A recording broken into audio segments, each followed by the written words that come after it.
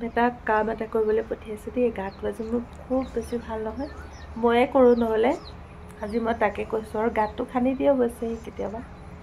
তো কি কৰেনো চাওঁগৈচোন বলক পাৰি। এইবিলাক মই লগাইছোঁ, কি দেখিছে নাই, সৰু হৈ আছে আৰু পূৰা জেং খুচি থৈছোঁ, নহ'লে মানে কুকুৰাই খুব খুচৰাই যে, সেইকাৰণে তাক ডাঙৰকৈ অকণ গাঁত এটা খান্দিবলৈ কৈছোঁ। গাঁতটো খন্দাৰ পিছত কি কৰিব চাব হা। এইবিলাক পুলি লগাইছোঁ, কেপচিকাম, বেছিভাগ কেপচিকামৰ পুলি আছে, বিলাহী আছে, বিলাহী খাই আছোঁ অৱশ্যে বহুত দিনৰ পৰা।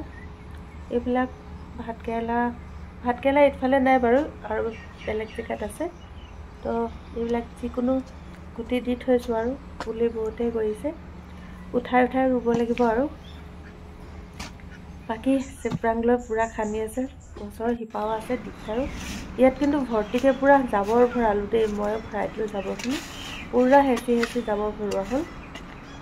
তাৰপিছত ভালকৈ এইখিনি মই টিলা নিচিনা বনাই দিব কৈছোঁ, মই কৈ আছোঁ আৰু কথাখিনি সি কৰি আছে। পূৰা টিলা নিচিনা চপাই দিলে, দেখিছেনে এইখিনি। কাষতে বালিও আছিলে, বালিবিলাক থাকিলেও ভাল অৱশ্যে। ইয়াতে কাঠআলু ৰুব মানে, দেখিছে, কাঠআলু এটা ৰুবলৈ দিছোঁ, গজি গৈছে মানে। আগতে আৰু ৰোৱা হ'ল বাৰু বেলেগ ঠাইত, আজি আৰু আছিলে বোলো দি দে।